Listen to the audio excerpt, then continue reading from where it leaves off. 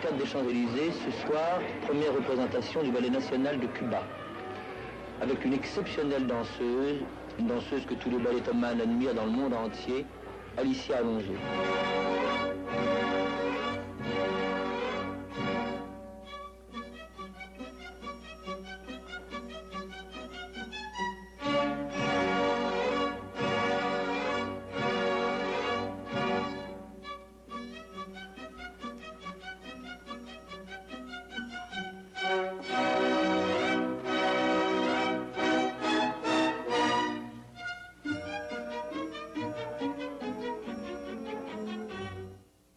Two days after the opening of Giselle, Paris heard surprising news.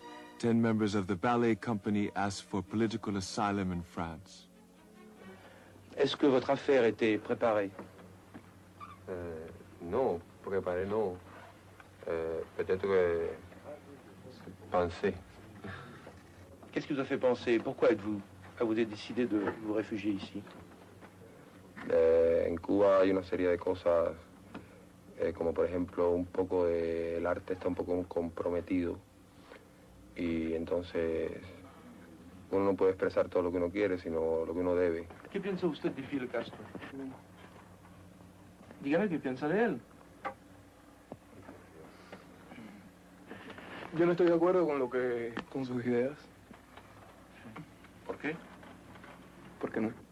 Ça nous a fait un peu la peine pour la compagnie. Mais de l'autre côté, on était très contents. Très contents parce que ça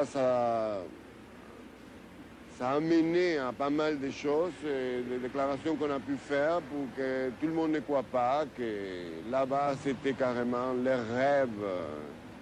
rêves d'une île dorée, au soleil, avec des palmiers. Non, non, c'était pas ça du tout.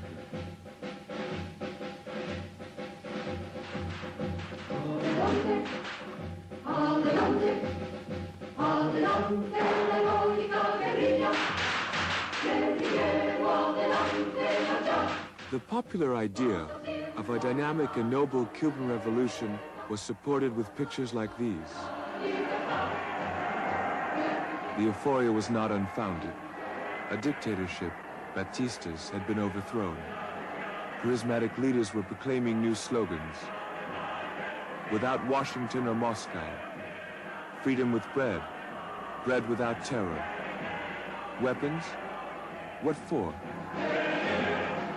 The Cuban Revolution aroused the world's enthusiasm. A new myth had been created. The defection of 10 Cuban dancers in 1966 struck a discordant note in Paris. Was this odd event without any significance? Or did it suggest that something was going wrong in Havana?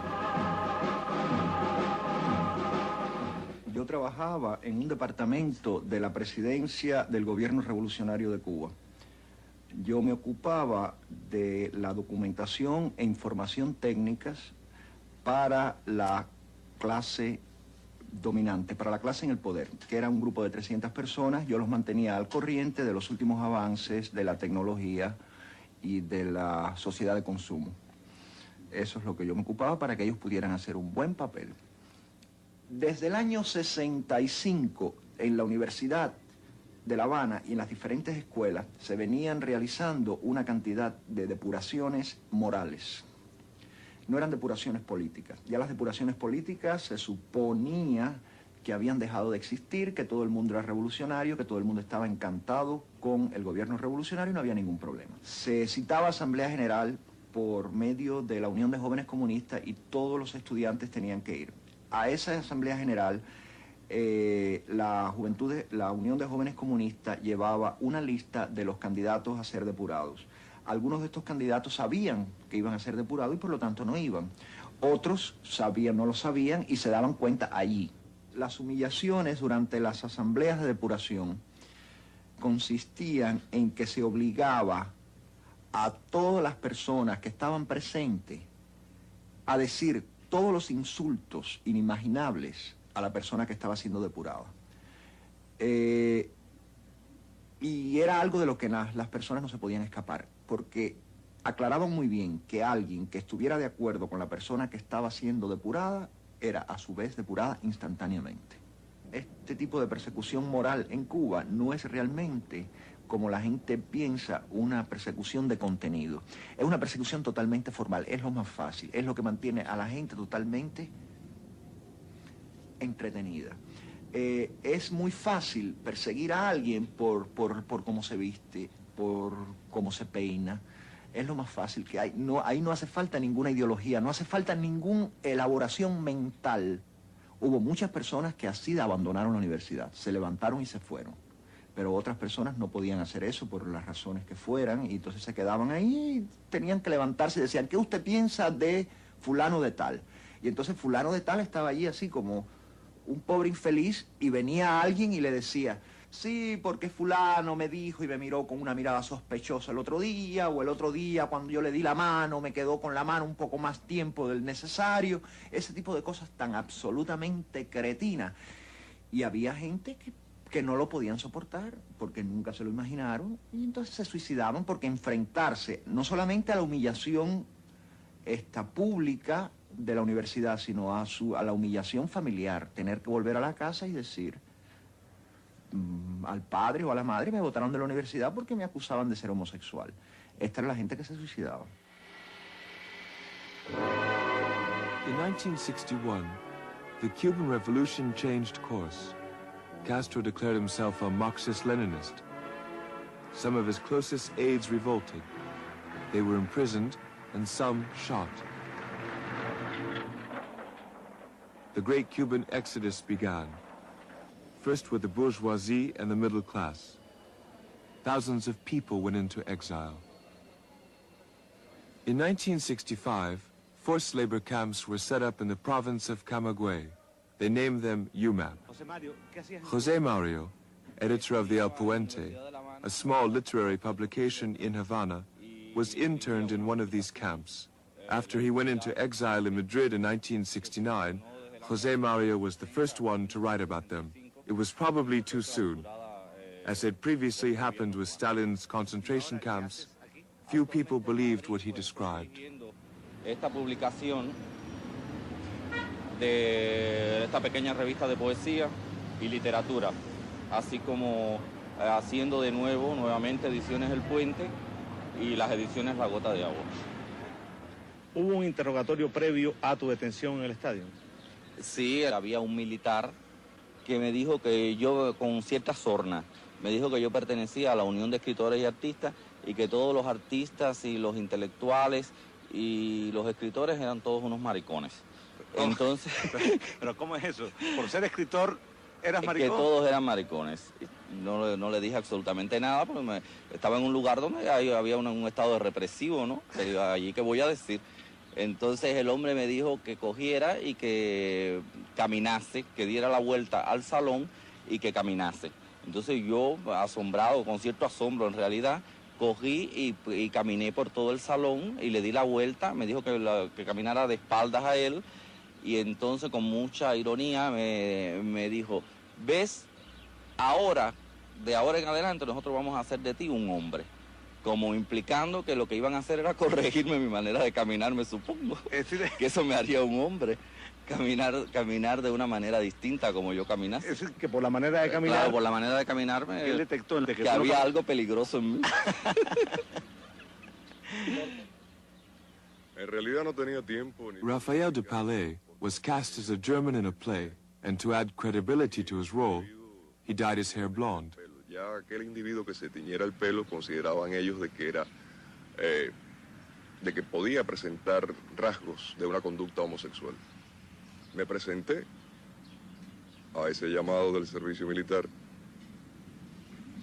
y aquello fue un engaño. UMAP son las siglas, la abreviatura de Unidades Militares de Ayuda a la Producción. Ellos llamaban a la gente, el gobierno llamaba a la gente como si fuera para el servicio militar.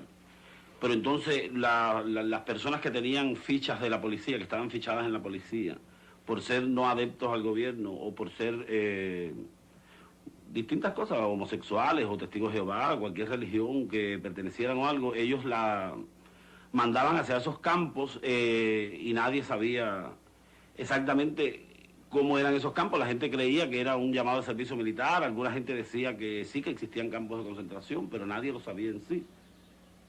Entonces nos citaron en La Habana, en un lugar que se llama el Jardín Botánico, un día al oscurecer, y salimos en unos ómnibus Leyland hacia la provincia de Camagüey. No sabíamos para dónde íbamos, ni nuestros familiares tampoco. El viaje de La Habana a Camagüey toma quizás 8 o 10 horas. Entonces no podíamos bajar del ómnibus, no podíamos llamar por teléfono a nuestros familiares, decirle a nadie dónde íbamos. O sea, íbamos en calidad de detenidos. Pues entonces entre las madres y entre los familiares se produjeron escenas de histeria. Y cuando los autobuses empezaron a salir del estadio, hubo gente que se tiraron, como esta señora que se tiró y se enganchó del autobús y hasta que el autobús la tiró. A mí me extrañó mucho estar en ese lugar porque yo no había sido fichado por nada, ni había tenido ningún problema, nunca había estado preso. Me extraña mucho. Pero después con el tiempo supe que en la casa de huéspedes que yo vivía en La Habana, en la calle de Estrella y Velascoín, había un individuo que hoy en día se encuentra en este país viviendo en Nueva York, que este individuo me había acusado para coger el cuarto que tenía en la casa de huéspedes porque un hermano de él era militar, del G2, tenía un gran cargo en el G2 en La Habana, y entonces me había mandado para allá para coger el cuarto. Los autobuses en el momento que nos montaron fueron precintados. O sea, prácticamente la parte de atrás fueron precintados, entonces no nos dejaron bajar a hacer ningún tipo de necesidad ni nada. Entonces la gente se cagaba, se orinaba, hacía todos sus tipos de necesidades en la parte de atrás de los autobuses. Entonces durante toda la noche habían unos olores horribles.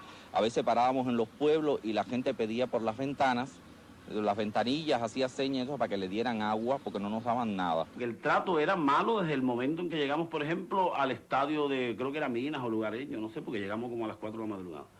Ya en sí, el trato de que ya se le dio allí a la gente ya era un trato típico de un régimen fascista, ¿no? Habrían unas 12.000 o 15.000 personas allí en el estadio. Entonces estaba todo rodeado de reflectores porque no era todavía de madrugada. Bueno, eso es lo que le ha copiado Pinochet, porque Pinochet en realidad lo ha copiado de Cuba, porque eso sucedió en Cuba. Bueno, ellos decían que eso era un proyecto de rehabilitación a las personas que no simpatizaban con el régimen y que también ahí habían otras personas que estaban consideradas lacra social, que eran lumpen, que eran homosexuales, que eran prostitutas, que eran acá o eran allá. ¿Por qué el problema de eso?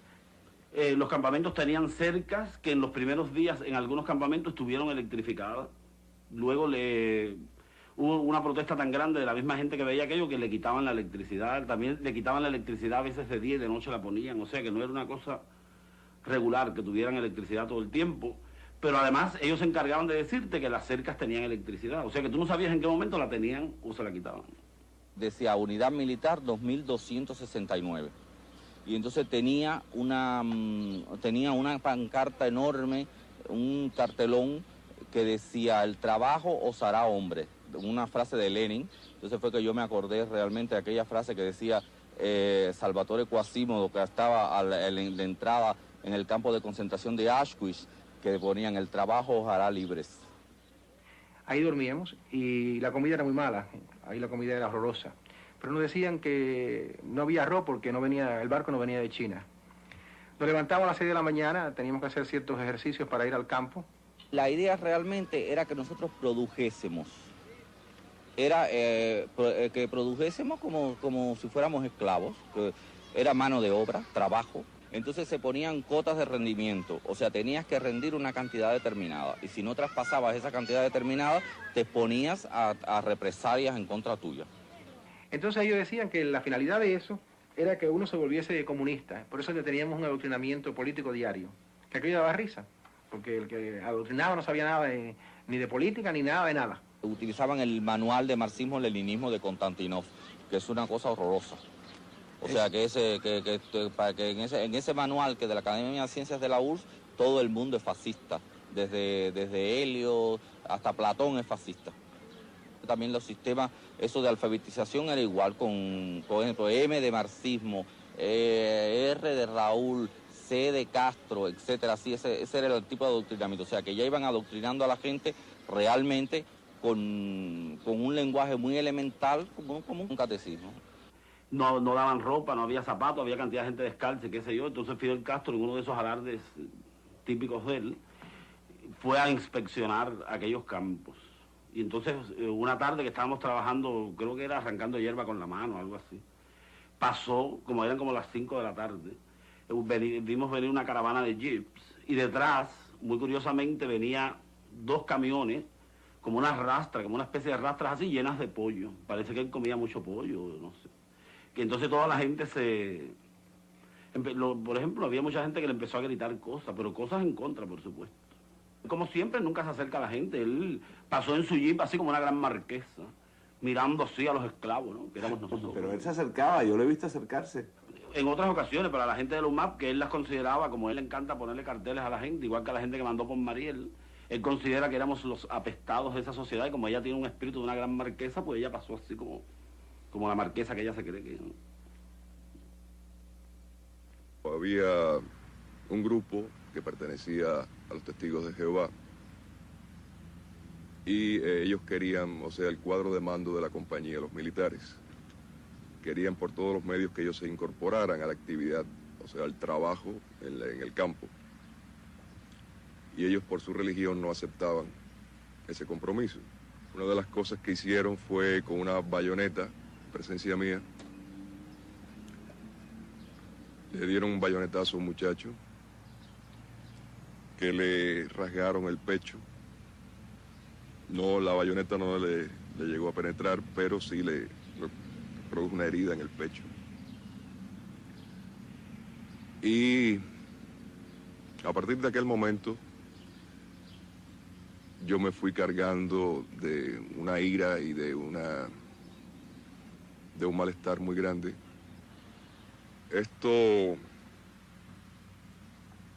Las experiencias que yo tuve en la JUMAP fueron experiencias bastante amargas, fueron experiencias llenas de,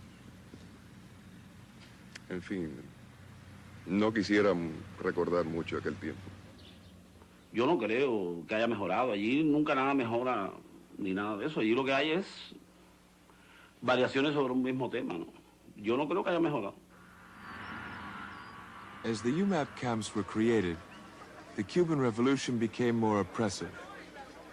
Then began a massive exodus of small businessmen, workers, and students.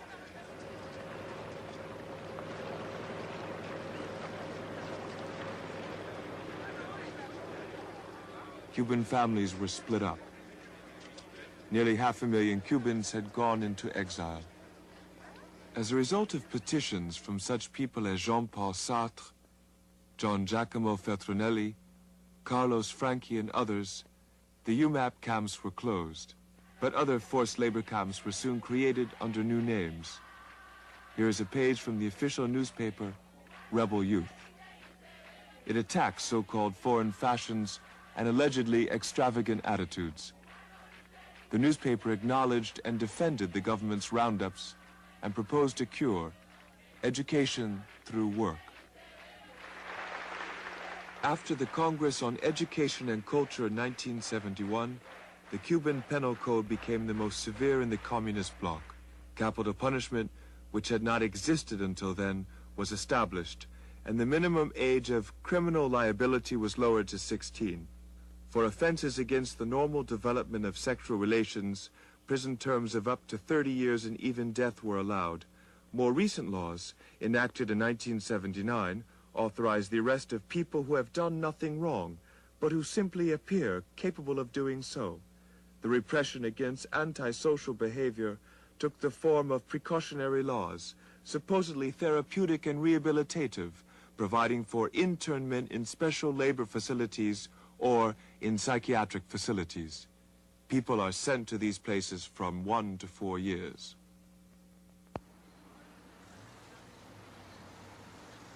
Jaime Belchas is a painter, but when these pictures were filmed, he was earning his living as an ice cream vendor on Broadway. He's been in New York for 4 years. Y estamos en la cola a la entrada del restaurante cuando llegó una perseguidora de la seguridad del Estado y nos obligó a montar en el carro. Fuimos a enseñarles la identificación nuestra y dijeron que eso no importaba, que teníamos que acompañarlos. Entonces, de ahí nos llevaron a cuadra y media, que estaba el Hotel Capri, y cuando llegamos allí nos encontramos que tal parecía la filmación de una película, porque estaba todo lleno de grandes reflectores y decenas de guardias en las aceras, en fila, y deteniendo a la gente. Muchas personas fueron detenidas en forma bastante violenta, ¿no? Con llaves y con golpes a los que se resistían. Muchas otras gente corrieron y pudieron escapar. Entonces, de allí nos llevaron a unos ómnibus que estaban escondidos en un parqueo cercano, que serían como 10 o 12 ómnibus, calculo yo. Y ahí llenaron esos ómnibus con todos nosotros y nos condujeron a la seguridad del Estado. Se nos había clasificado en 3 grupos. Uno de los grupos era hippies. Es decir, en este grupo caían los jóvenes que pertenecían que se organizaban porque les gustaba la música pop o los Beatles y hacían fiestas o lo que hace cualquier joven, ¿no? Y tenían el pelo largo porque era la época de esa moda y las camisas de colores, etc. Entonces estos eran calificados de hippies. Otros de homosexuales. Entonces los que no podían ser clasificados en ninguno de estos 2 grupos porque no tenían nada de cómo clasificarlo, inventaron un término denominado conducta impropia. O sea, una cosa indefinida que ahí podía caer cualquiera. Bueno, esos trabajos eran bastante agotadores porque nosotros teníamos que levantarnos antes de que saliera el sol y habitualmente regresábamos ya a la puesta del sol al campamento. Es decir, se trabajaba fuera del campamento.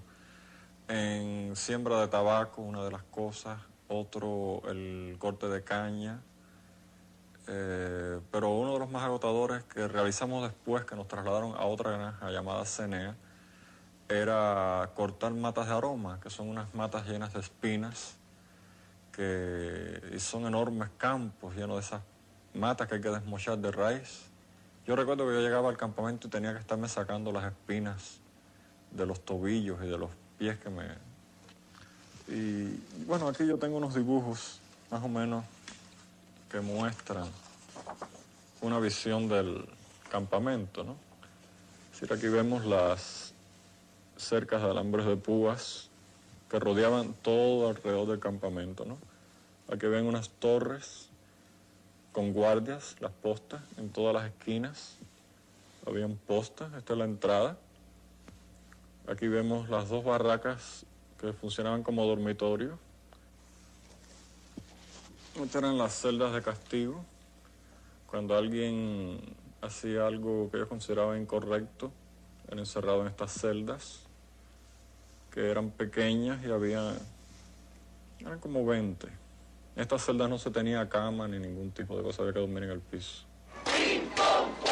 In 1980, Cuba suffers its worst economical and political crisis. Tension rose. Suddenly, an incredible event happened, taking advantage of the fact that during 48 hours, the government had withdrawn the guards around the Peruvian embassy. Over 11,000 people took refuge there. Cuban television programs can be picked up in southern Florida.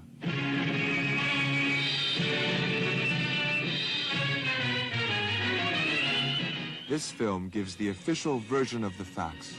Los que no pueden perdonarlo, los imperialistas, la dignidad, la entereza, el valor, la firmeza ideológica, el espíritu de sacrificio y el espíritu revolucionario del pueblo de Cuba. Eso es lo que no pueden perdonar, y que hayamos hecho una revolución socialista en las propias narices del Estado cubano.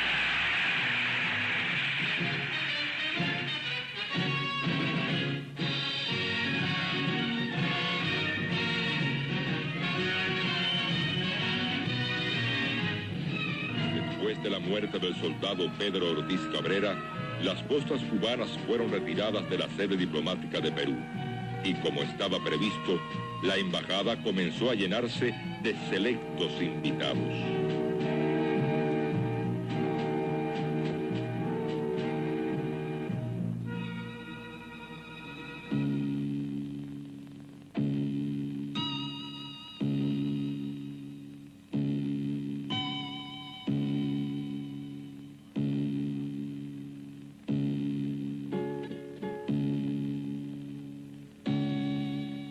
parecen fieras, yo nunca había visto cosa. No, yo me he quedado frío.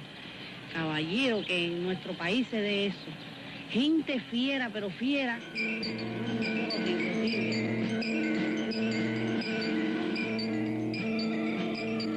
After several days without food, stacked up one against the other, the refugees were reduced to fight over what little was finally distributed.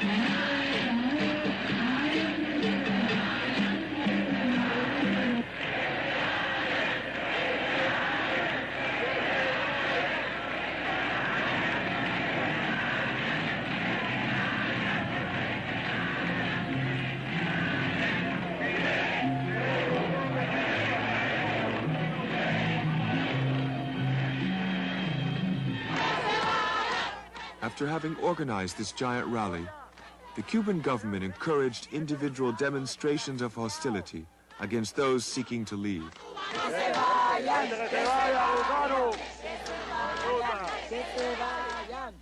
Cuba is only 90 miles from Key West.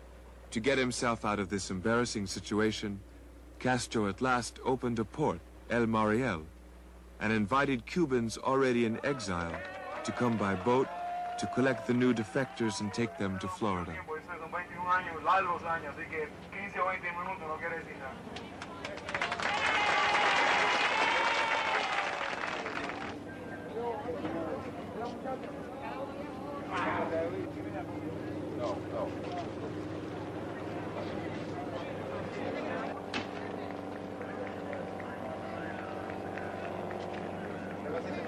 A sea lift was organized, and in 3 months, a human tide of 125,000 Cubans flowed into the United States. This, together with the number of already existing exiles, added up to over 1 million people, 10% of Cuba's total population, the highest refugee rate of all Latin America. Hace 21 años que estamos para venir, pero no es posible porque allá hay un terrorismo que allá no se puede, no se puede salir de allá. Y ahora en el Mariel, ¿cuánto tiempo se quedaron? ¿Cuánto tiempo esperaron? Llevamos 11 días sin comer, nos quitaron el dinero, el cigarro, nos echaron los perros a golpes y a palos. ¿Un perro? Pastor alemán. ¿De la policía? De la policía. De concentración que se llama Mosquito. Mosquito.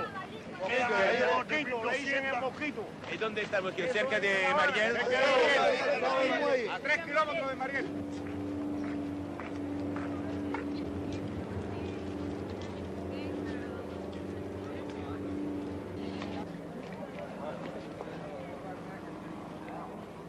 Castro also deported common criminals, the mentally ill, and others for being merely homosexual. President Carter, who at first had welcomed the exiles, became alarmed. Also in Havana, officials were worried by this endless human hemorrhage. By silent agreement, the two countries halted the exodus.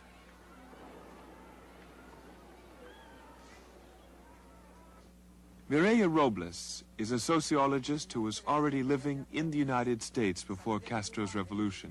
She volunteered to help out at Fort Chaffee, the camp still housing some 2,000 Cubans from El Mariel, people with no ties, no families, and no identification.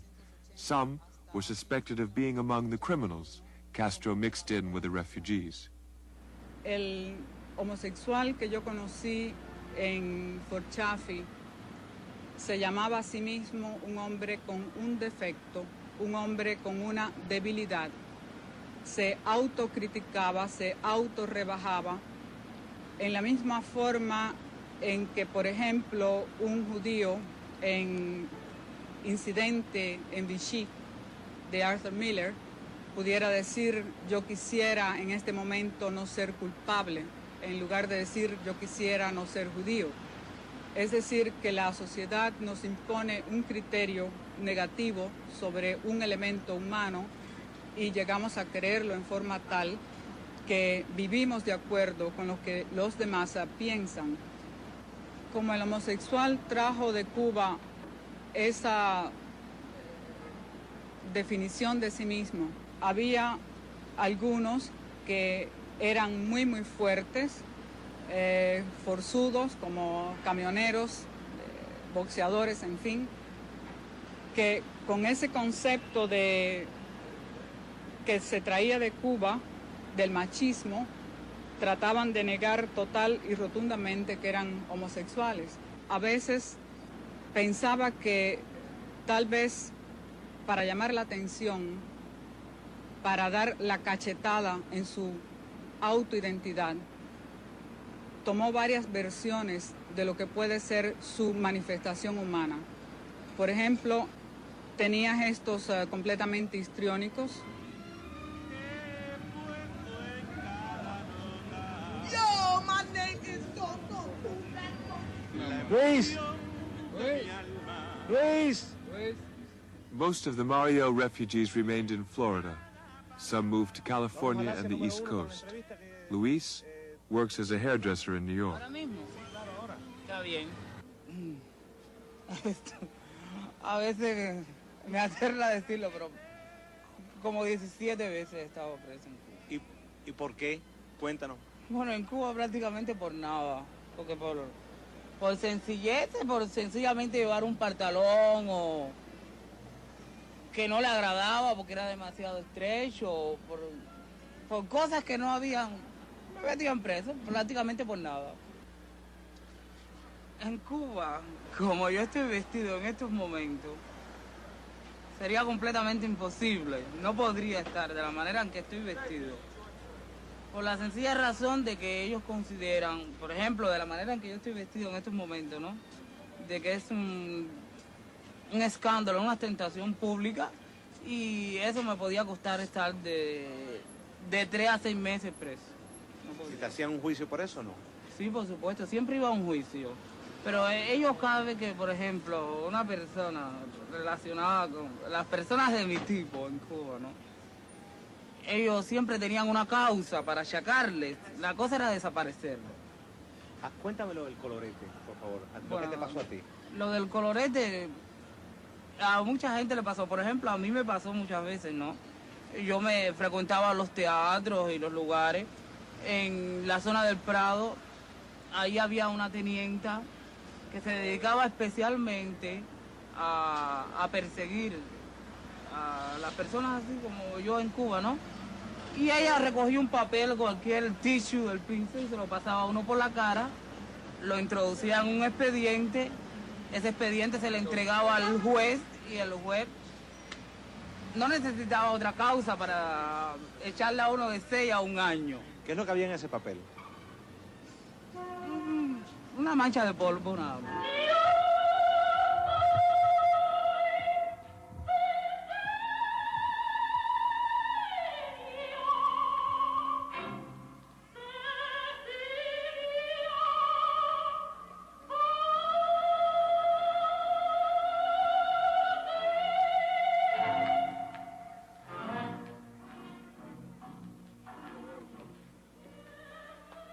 Caracol also came to New York from El Mariel via Florida. Now he is one of the stars of a transvestite show at a nightclub called La Escuelita.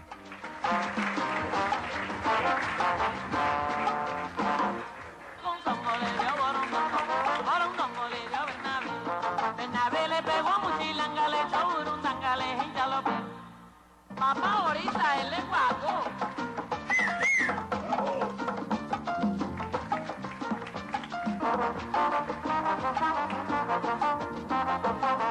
¿Por qué? Porque Songo le dio borondongo. Porque borondongo le dio Benavé. ¿Y por qué borondongo le dio Benavé? Porque Benavé le pegó a Muchilanga. ¿Por qué Benavé le pegó a Muchilanga? Porque Muchilanga le echó burundanga. Porque Muchilanga le echó burundanga. Ya, tú toca, vengo a registrar, mire, enseñar el carnet y cuando enseñe el carnet, ¿quién va a gritar?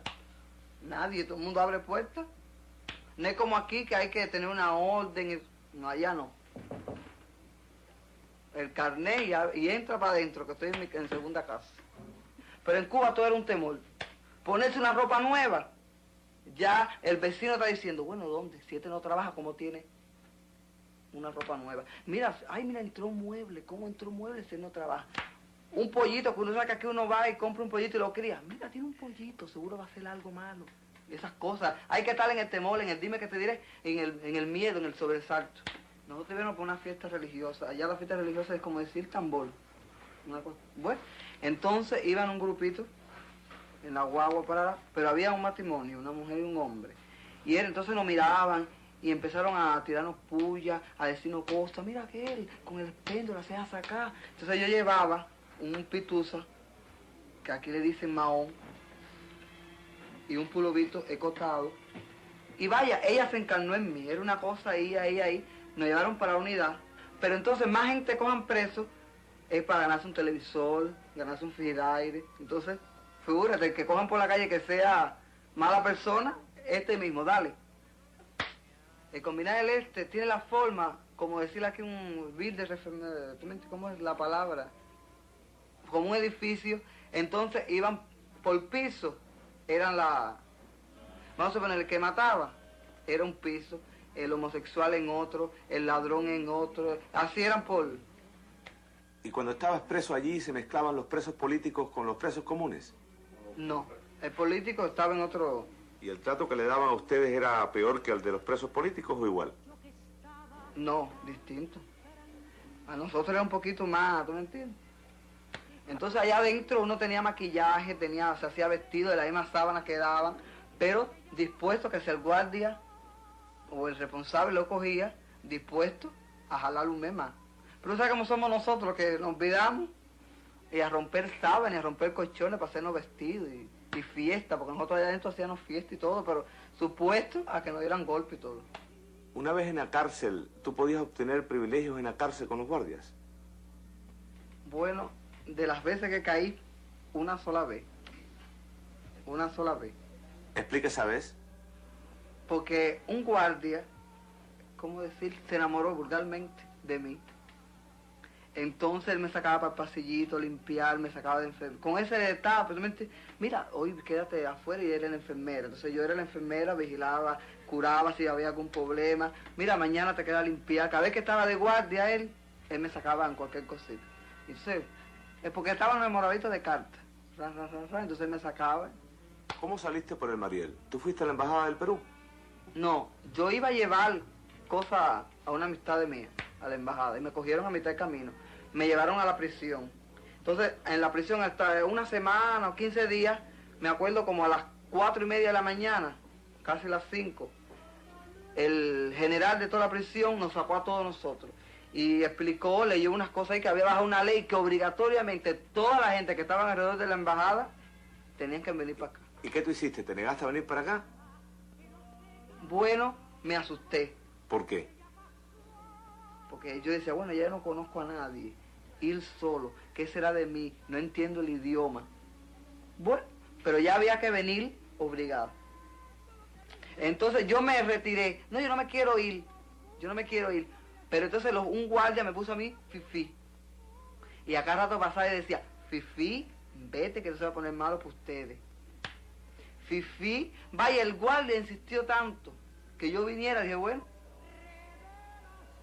Entonces era el llanto y las cosas que no quería, pero tenía que venir porque ya el guardia era una cosa que decía que tenía que venir. Bueno, yo venía en el barco muy bien, pero nada más de cuando estoy aquí sentí una sola impresión que me asusté. Que dije, ay, Fidel tenía razón. Fidel, cuando llegué a Cayo Hueso, que vi a los guardias, que nos estaban cuidando. En ese momento yo no sabía que me estaban cuidando, que nos estaban cuidando a nosotros. Pero cuando lo vi, me impresioné. Dije, ay, Fidel tenía razón, es una isla, lo van a matar. Pero no. Bueno, sinceramente, hay un dicho que dice que el que no quiera su tierra, no quiera a su madre. Yo no la querré, yo no extraño a Cuba. Je m'appelle Reynaldo Arenas, je suis né à Cuba, je crois qu'il y a 40 années. Ma famille et moi, nous ne sommes pas bourgeois, même petits bourgeois, nous sommes paysans. très pauvres paysans. Ma famille jamais, par exemple, a connu la ville, la cité. C'est-à-dire que nous sommes très pauvres avant la révolution. C'est pour ça que j'ai aidé à Castro dans la guérilla.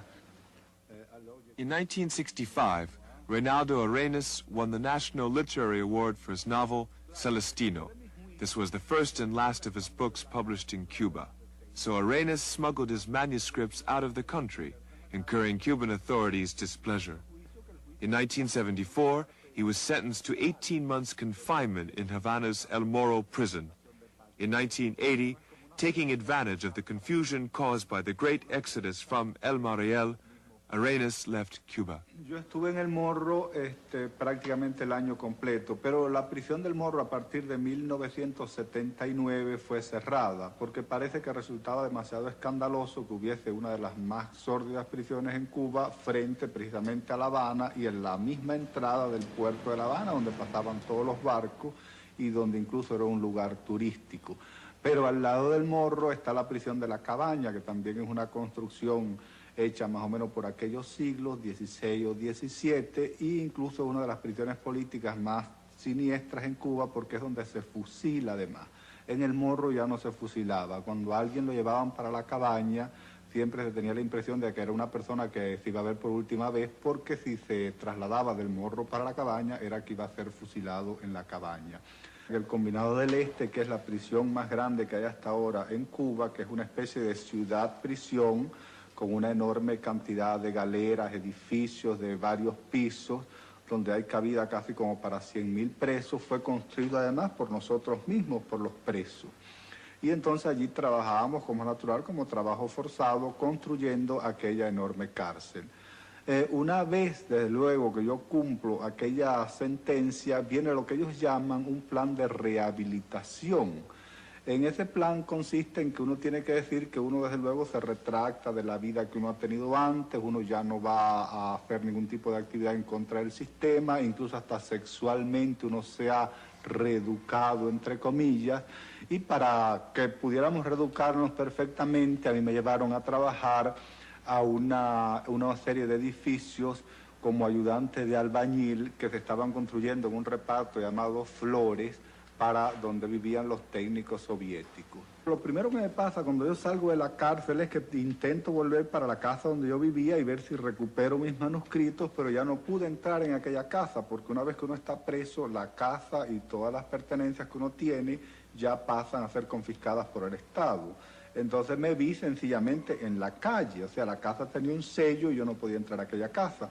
Incluso yo recuerdo que yo tenía uno de los manuscritos, que creo que fue el único que se salvó en aquel momento, sobre el techo de la casa escondido debajo de las tejas en unos nylon. Y entonces el problema consistía en cómo yo podía subirme al techo de una casa que ya no era mía ni al cual yo tenía acceso para recuperar aquel manuscrito. Y, en fin, una noche con varios amigos vigilamos y yo me subí al techo de la casa y cuando subí, aunque parezca increíble, ya el manuscrito no estaba allí. O sea que ellos habían registrado hasta el mismo techo de la casa. Cuando yo salgo de la cárcel, aunque parezca increíble, era precisamente en el momento en que yo era más conocido en el extranjero, en el momento en que se traducen mis libros al francés y a más de 10 idiomas. Y sin embargo, en ese momento es cuando yo soy en Cuba una no persona, no tengo ni siquiera una máquina de escribir y ni siquiera un cuarto donde poder escribir. Vivo como un vagabundo pidiendo que me dejen dormir una noche en casa de alguna amistad y en otro lugar. Y sencillamente la gente que viene a preguntar por mí no le dan razón de que yo existo. En ese momento yo creo que yo paso a encarnar un típico personaje de Orwell. Soy una no persona. José Napoleón Oropeza, que es un novelista conocido y ha publicado como 5 novelas en España y en Venezuela, llega a Cuba y se presenta a la Unión de Escritores y Artistas de Cuba y le pregunta a los funcionarios de allí, a Guillén y otros funcionarios, que quería ver a Reinaldo Arenas. Y ellos dicen, no, aquí no hay ningún escritor que se llame Reinaldo Arenas, y le enseñan la lista de escritores donde efectivamente yo no aparecía. Entonces va a la Casa de las Américas, y en la Casa de las Américas se entrevista también con otro funcionario que dice, usted está equivocado, en Cuba nosotros no tenemos ningún escritor que se llame Reinaldo Arenas. Finalmente va a ver a Lezama Lima, y Lezama Lima, con mucho miedo, eso es el testimonio directo de Napoleón Oropeza, le cuenta ya en la ventana, dice, mejor es que usted no indague más por Reinaldo Arena, porque Reinaldo Arena está preso o acaba de salir de la cárcel. Cuando Fidel Castro habla, incluso cuando pronuncia o publica aquellas leyes que condenan a los mismos homosexuales o a cualquier ser humano, esos seres humanos tienen que ir a la Plaza de la Revolución y aplaudir aquellas leyes. O sea que es increíble que aquellas leyes por las cuales a lo mejor vamos a ir al campo de trabajo forzado o a la cárcel, nosotros tenemos que aprobarlas y aplaudirlas. Todo ser humano tiene que hacer esa simulación porque uno depende del Estado. El Estado es quien le da a uno trabajo, el Estado es quien nos puede meter en la cárcel o quien nos puede dar la posibilidad de que uno pueda entrar, por ejemplo, a estudiar en una universidad, el que puede que uno pueda mejorar su empleo. Es decir, que todo ese tipo de leyes delirantes llevan a la persona a un estado paranoico. Y, por ejemplo, si esa persona en ese estado paranoico, con la ley de la extravagancia, la ley contra la vagancia, la ley del diversionismo ideológico, la protección sexual y normal del desarrollo de la familia, intenta irse del país, pues entonces hay otra ley que se llama la ley de las salidas ilegales del país. Es decir, que si usted intenta irse en una lancha, en una cámara, nadando como pueda o en un avión, sencillamente está yéndose ilegal del país, se llama salidas ilegales y es condenado a 5, 6 o 4 años de cárcel.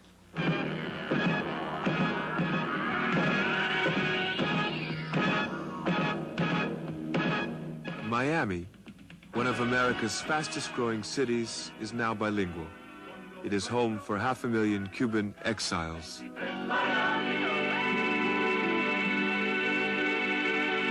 No importa de qué parte del mundo venga usted a Miami.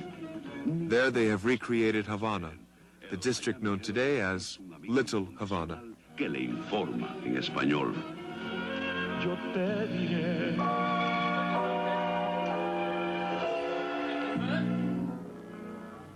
Estos jóvenes han hecho una decisión importante para su futuro. Ellos saben que Robert Fianz ofrece el más profesional entrenamiento en clases modernas. Los profesores de lexicón irán a su propio hogar donde quiera que usted viva.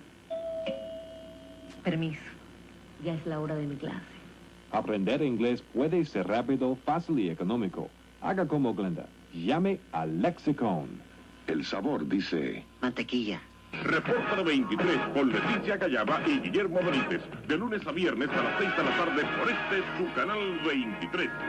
El domingo la Junta Patriótica concluyó su congreso anual y esta mañana su presidente Antonio Varona, quien resultó reelecto este año, se reunió con los delegados de otros estados en acto de despedida. La Junta Patriótica hizo hincapié en la necesidad de mover la opinión pública para que se les conceda asilo político a los cubanos que escapan de Cuba.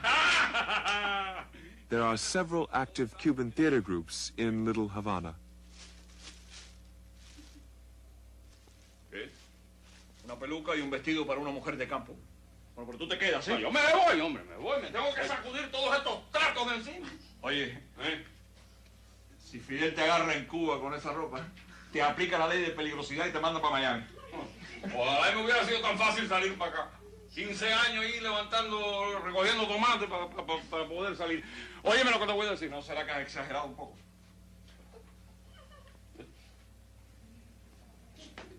Consecuencias de la inflación. Pero siéntate, chico, estás en tu casa. Fíjate si ha sido importante esta entrevista que hasta la televisión francesa ha venido a tomar vista. ¿Qué te parece? Oye, ¿cómo anda la Casa Blanca, chico? Bueno, muchos problemas. Está por mí porque muchas veces no han querido votar y yo lo he defendido ante el Poliburó. Hecho, señores, la verdad que él será un mongólico, será un retardado, como ustedes quieran, será feo, será un gordo, panzón, pero es buena persona.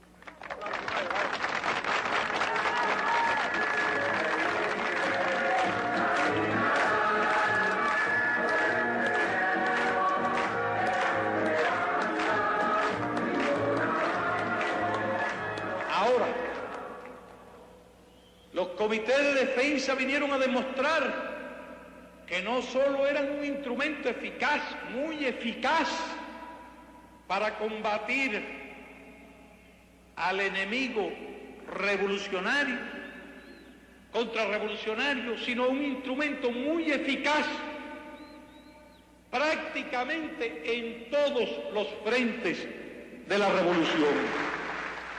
The defense committees are formed with occupants from each of the block of houses. Their duty is to watch for and prevent anti-government activities. These young people came to Miami 4 years ago. Comités de defensa son centros de represión por cuadra, que forman parte de una estructura general represiva, ¿no?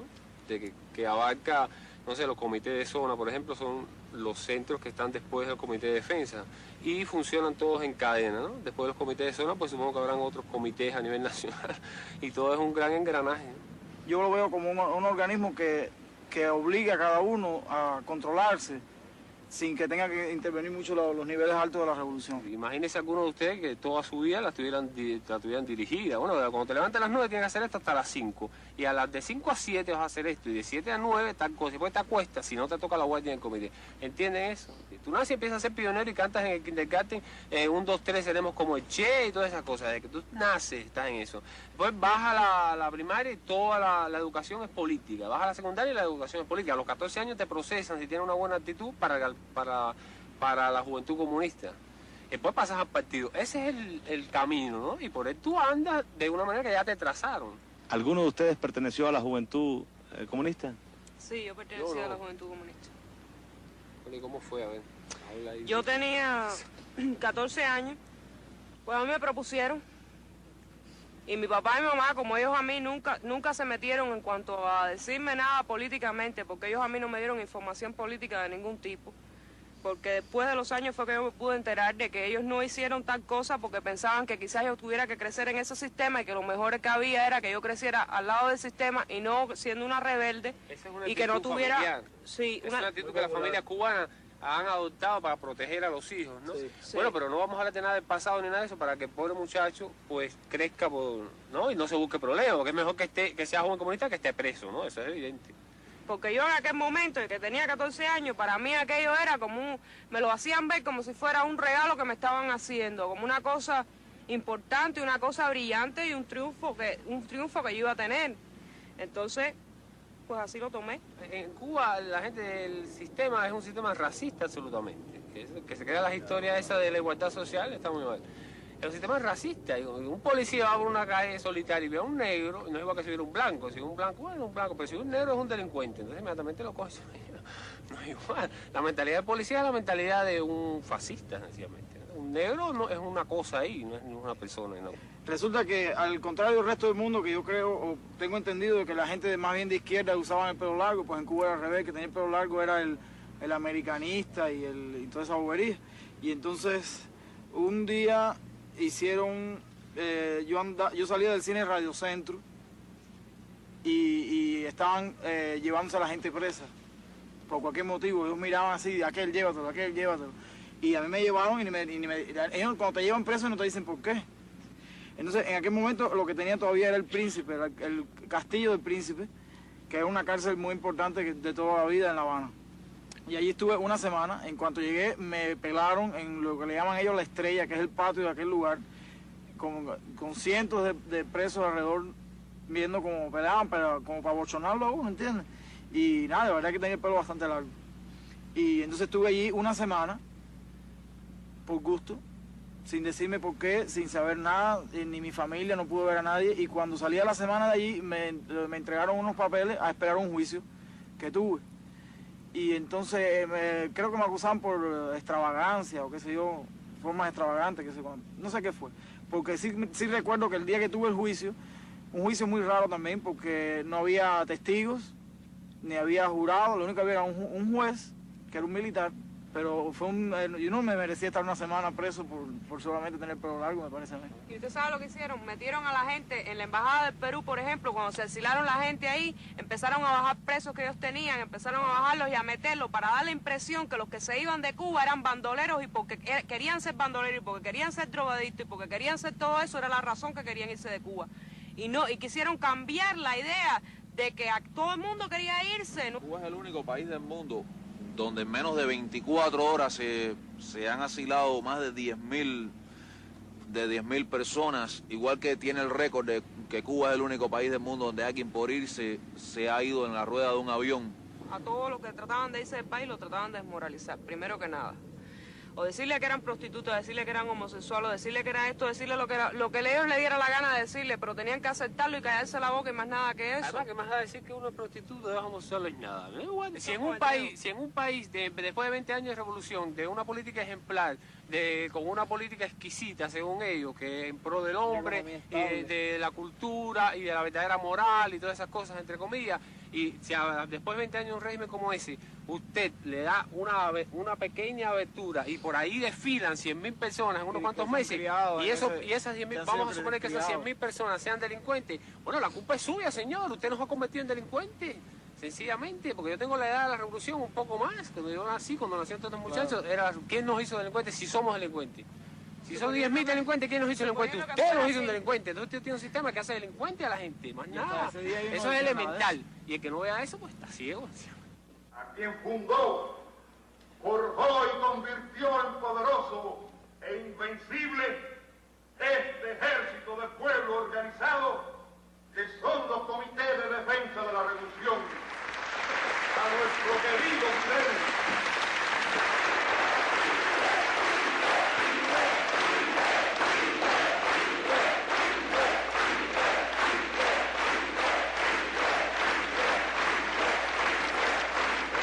Yo trabajé durante 10 años para Cuba Tour, desde el 1970 hasta 1980.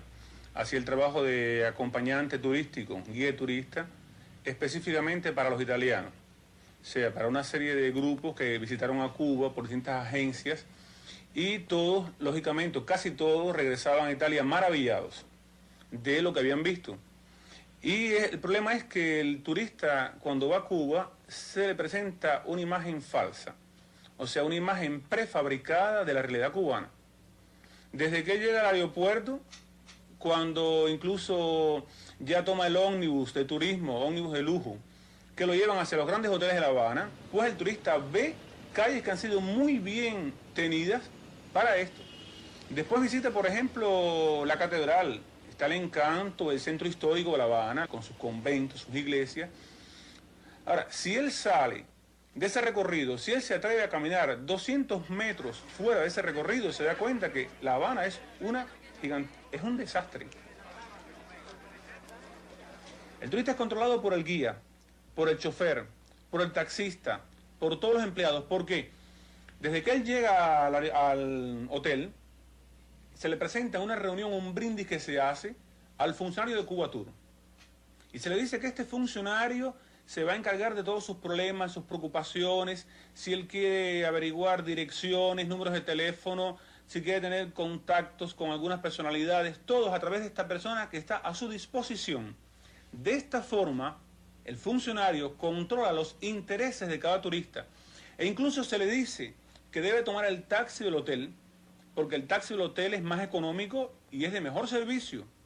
Y no es un taxi como otro cualquiera. Cuando este turista lo toman en la puerta del hotel y dice, yo quiero ir a esta dirección, el taxista le pide la tarjeta del hotel con su número de habitación.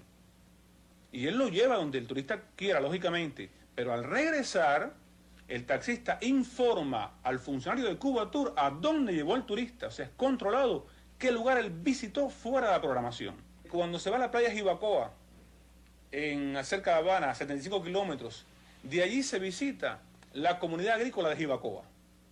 Entonces se le muestra a ellos cómo viven los campesinos actualmente. Y aquello es bochornoso, aquello, para personas como yo, que lo tuvimos que hacer innumerables veces. Porque se les llega y se les dice, ahora los campesinos viven en esta forma, en estos edificios de apartamento, esta escuela, este círculo infantil. Es más, se les dice, ustedes pueden visitar ahora la casa que quieran, el apartamento que quieran, para que vean cómo viven los campesinos. Entonces, este ómnibus se va a parar siempre, siempre frente al mismo edificio, en cada grupo turístico. Se les hace bajar y dicen, pueden visitar. Ellos lógicamente dicen, pero ir a entrar a casas de personas que no nos conocen. Dicen, no importa.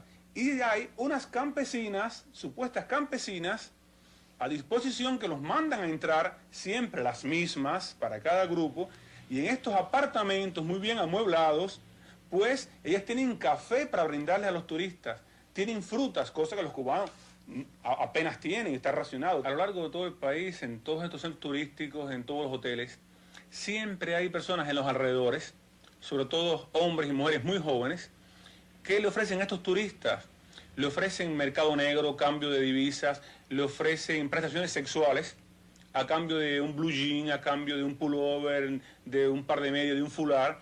Ahora, todo esto ocurre con la venia de la policía, porque es increíble que yo me daba cuenta de quiénes eran, los demás guías hablábamos entre nosotros, quiénes eran en cada esquina, donde se paraban a ofrecer todo este mercado negro, todo este cambio ilegal, todas estas prestaciones ilegales, y la policía no hacía nada. De ahí el misterio de quiénes son estas personas. Elaine de Castillo worked at the state-owned radio and television station in Havana. Now she works at a hotel in Paris, where she came in 1979. In Cuba, Elaine spent 3 years in the New Dawn prison. Because of her education, she was assigned to a teaching position in the prison. Among her students, there were many prostitutes.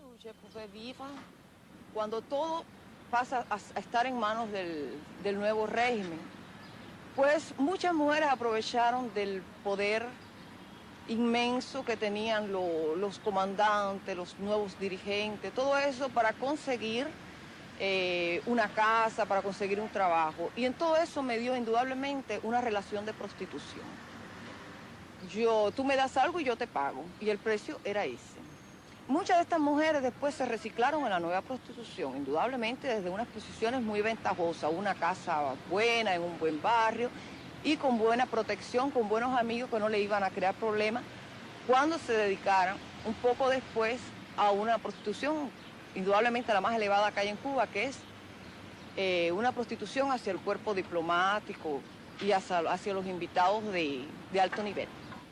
Después hay otro nivel de prostitución de muchachas jóvenes que trabajan con los técnicos extranjeros que vienen a Cuba y alrededor de los hoteles donde están los turistas. Aquí también hay muchas que están controladas por el G2. Yo creo que en cierta forma el Estado es el proxeneta, el nuevo proxeneta en Cuba, en esta rama de la prostitución que afecta al cuerpo diplomático, a los técnicos extranjeros y a los turistas. Allí indudablemente el proxeneta es él, porque si estas mujeres trabajan y tienen patente del curso para trabajar, es porque el Estado a través del G2 le permite ejercer su prostitución. Y después hay esta capa de la prostitución que indudablemente es la más triste de Cuba, porque en ella encontramos muchachas muy jóvenes. Yo pienso que es mucho más denigrante, porque esto no es una prostitución. Primero, no le da absolutamente ningún valor a la mujer cubana. El valor es muy pobre. Digamos, no sé, un par de medias o 3 cajas de cigarro extranjero en Cuba, que una caja de cigarro llegó a valer 20 pesos, pues 3 cajas podían hacer 60 pesos, pero si tú ves el valor real de 3 cajas de cigarro no es nada. Yo no creo que ninguna mujer en el mundo, fuera de los países comunistas, se entregue a alguien por 3 cajas de cigarro. Es la prostitución de menor escala y que menos le interesa al gobierno mantener, sino todo lo contrario, reprimir, porque estas mujeres trabajan muy por su cuenta. Como los medrineros griegos no tienen nada que aportar, ellos no les interesa la información que se puede obtener en ese sentido, pues nada más que ahí funciona la represión. Entonces las llevan presas como castigo simplemente, en ningún momento como rehabilitación, porque no se hace nada por rehabilitarlas. Van a la prisión, la pena siempre es la misma, 6 meses de un día, pasan sus 6 meses y el día allí, salen y después de cierto tiempo vuelven a la prisión nuevamente. In 1968, Eberto Padilla won the Cuban Grand Prize with his book, Out of the Game. When it appeared, its critical attitude enraged high government officials. Padilla was sent to jail and forced to confess his mistakes. This touched off an international flood of letters and protests, giving the first hint that Castro's intellectual supporters were beginning to doubt him. Padilla went into exile in 1979. En uno de los viajes que Raúl Castro realizó a Bulgaria, encontró con que las calles estaban muy limpias, dijo él, y no había antisociales. Y preguntó cómo se había resuelto el problema. Sobre todo el problema de los homosexuales, que le inquietaba particularmente a él. Inmediatamente le dieron una respuesta, dijeron tenemos un campo aparte en donde metemos estos seres antisociales, sobre todo los homosexuales que a ustedes particularmente les preocupa tanto, y los vio y se implantó ese campo. ¿Era una cosa estrictamente en contra de los homosexuales? ¿O Bueno, no era totalmente en contra de los homosexuales, pero los homosexuales ocuparon básicamente la escena y fueron ellos los que más padecieron este problema, sin duda alguna. Porque además los homosexuales en Cuba son los más espectaculares. Entonces, por ejemplo, la gente que por actitudes extravagantes estaban en las calles hablando, pues eran metidos inmediatamente en los mapas. ¿Qué cosa era en esa descripción actitud extravagante? La gestualidad. Él quería borrar las apariencias porque él quería un homosexual grave. En Cuba hay muchos dirigentes políticos que son homosexuales graves.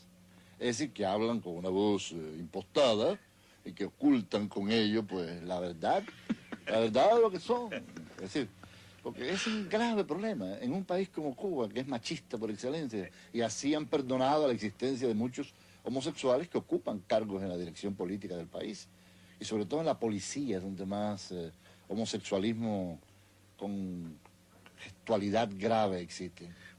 Pero vaya, surgió de ese viaje de Raúl Castro a Bulgaria, y después apareció un checo, no sé el nombre ahora, que tenía una idea de transformar a los homosexuales en hombres y a las lesbianas en mujeres. Entonces ese método está hecho a base de unos test un poco complicados, ¿no? ¿Cómo eran esos tests? Sí, eran test basados en la teoría de Pavlov. Se estimulaba el eros del homosexual cuando se colocaba delante una mujer desnuda, excitante, o por lo contrario, cuando se aparecía un hombre con el falo erecto, pues se le provocaba el vómito, etc. Los homosexuales se dieron cuenta inmediatamente de cuál era el método a seguir. Y cada vez que aparecían esas imágenes se sentían emocionados. ¡Qué hembra más buena! Etcétera. Cuando veía un hombre con el falo erecto, decía, ¿cómo yo he podido mirar eso alguna vez? Eso nada más que tiene que estar en función de mi cuerpo. Y entonces seguían sus aventuras homosexuales con los militares del campamento. De modo que esa cosa que el cubano coloca en la gravedad, como hablábamos antes, ese germen que se llama en Cuba jodedor, que no, tal vez en España no tiene la misma sección, y en Francia será traducido dulcemente para que no desalague los oídos. Pues ese elemento, no, en serio, que tiene el cubano, los ha logrado salir del dolor. El dolor fue cierto, fue grave. Lo que realmente irritaba a esos individuos, a los que dirigían, eran los hombres. La mujer incluso les puede excitar como lesbiana. No hay nada que interese más a la mentalidad primaria del cubano que dos mujeres acostadas en una cama. Además, le supone una inocencia real, porque como están desarmadas... me tomaba. Pero la parte científica de esto está basada en la Alemania de Hitler, ¿no? Una vez Sartre nos decía a nosotros que como Cuba no tenía judíos, pues había homosexuales. Sartre dijo, y aquí va, il n'y a pas de juifs, mais il y a des homosexuels. Siempre encuentra un poder, algún tipo de antagonismo con alguna zona de la sociedad. El homosexual, yo pienso que además, si esto es una opinión mía y no tiene nada de científica, es un hombre que siempre cuestiona el medio en que vive. Es por naturaleza un ser activo, no es un hombre triste por lo que yo he visto. Sin embargo, los heterosexuales pues viven una enorme melancolía, echan de menos una cosa cualquiera, un paisaje, un zapato viejo, las cosas más raras, ¿no es cierto? Entonces que no sé qué pasa, ¿no? Es decir, no acaban de meterse realmente en el cambio, de instalarse en la nueva vida. Claro, dentro de esa visión maniqueísta tú tenías miedo a tomar partido, ¿no? A defear. A mí eso no me hubiera importado. Es una dimensión más del ser humano. A lo mejor es un enriquecimiento. Una vez Virgilio Piñera me lo decía. Me decía, a ti todavía te falta imaginación para el homosexualismo. Espero que un día llegues a lograrlo. Así que eso no me preocupa, no es mi problema. In 1965, Guillermo Cabrera Infante quit his post as cultural attaché in Brussels. He and his wife, actress Miriam Gomez, defected and exiled to London. In Havana, Infante had been editor of the influential literary supplement of the newspaper Revolution. He is considered the greatest living Cuban novelist. Que se detuvo a muchos kilómetros del centro de La Habana, en la playa de Guanabo, al escritor Virgilio Piñera. Y se le detuvo simplemente por la manera en cómo se manifestaba públicamente Virgilio Piñera, es decir, por lucir o aparecer afeminado. Bueno, pero lo grave son las consecuencias de esta noche de las 3 P, porque Virgilio Piñera, gracias a la influencia de Franqui y, por ejemplo, de Edith García Buchaca, que era un funcionario comunista entonces, resultó liberado el mismo día que lo prendieron. Pero, por ejemplo, a él le clausuraron su casa. Cuando yo lo llevé de regreso a su casa de Guanabo, la casa tenía un sello del Ministerio del Interior, clausurándola como si allí hubiera vivido un contrarrevolucionario o un fugitivo de la revolución. ¿Y cómo cayó preso Virgilio? Él fue denunciado concretamente por el Comité de Defensa frente a su casa. Virgilio me contó que era en realidad ganas de quedarse con su casa del individuo que era el miembro del Comité de Defensa, el jefe del Comité de Defensa. Esto no es nada nuevo, es decir, esto ha ocurrido en diferentes ocasiones. Es decir, grandes mansiones de judíos alemanes fueron denunciados por supuestos nazis y terminaron en Auschwitz. Más atrás todavía tú lo encuentras también durante la Inquisición española. Hubo casas de judíos codiciadas o de moriscos codiciadas por españoles que los denunciaron como anticristianos. Lo importante en este caso es a quién se le hacía esto. Era Virgilio Piñera, ¿no? Un escritor importante. Virgilio era un hombre conocido, es decir, un escritor de una gran relevancia, de una importancia extraordinaria, no solo en la literatura cubana, sino en la literatura americana de habla española. No todos tuvieron la suerte de ser Virgilio Piñera, no todos tuvieron la suerte de tener los amigos que tenía Virgilio Piñera, no todos tuvieron la suerte de estar en el centro de la cultura en La Habana. Yo recuerdo la noche que salió Virgilio, que lo llevaron a tu casa después de las gestiones de Franqui, y lo recuerdo como un hombre frágil, llorando. Virgilio nunca realmente se repuso de esa situación. Si esa noche él insistió en dormir en mi casa, y como Miriam Gómez y yo nada más que teníamos una cama, tuvimos que zafar el colchón y ponernos en otro cuarto y dejarle a él el box spring de la cama para que durmiera allí. Pero lo más curioso fue que de pronto se llenó de homosexuales el apartamento, que no se atrevían a ir a sus casas a dormir. Entonces por la mañana yo recuerdo haberme levantado para ir a la cocina y tener que caminar por encima de todos estos amigos que estaban durmiendo en el suelo. La posición que tú tenías dentro del periódico Revolución los protegía, ¿no? Era prácticamente como estar en el gobierno. Y esto fue por lo que ellos se acogieron allí a Sagrado, prácticamente en un asilo momentáneo en mi apartamento. Una noche estaba yo en el periódico Revolución, cuando me llaman por teléfono y me dicen que Virgilio Piñera estaba preso. Carlos Franqui, former editor-in-chief of the official newspaper Revolution and one of Fidel Castro's closest collaborators. Now he lives in exile in Italy. Llamé al Palacio Presidencial y entonces me dijeron que no me preocupara, que era la Operación P. Inmediatamente fui a Palacio, estaba reunido el Consejo de Ministros, entonces Ramiro Valdés, que era el jefe de la seguridad, ministro de la seguridad, me dijo, ¿qué? ¿Vienes a interesarte por tu amigo Virgilio Piñera? Digo, no vengo a interesarme por Virgilio Piñera, vengo a interesarme de la injusticia que ustedes han hecho deteniendo a miles de personas en todo el país. Entonces, Ramiro dice, miren, un defensor de los homosexuales. Conociendo Cuba, creo que si en un momento de mi vida he tenido que tener un cierto valor, fue aquel.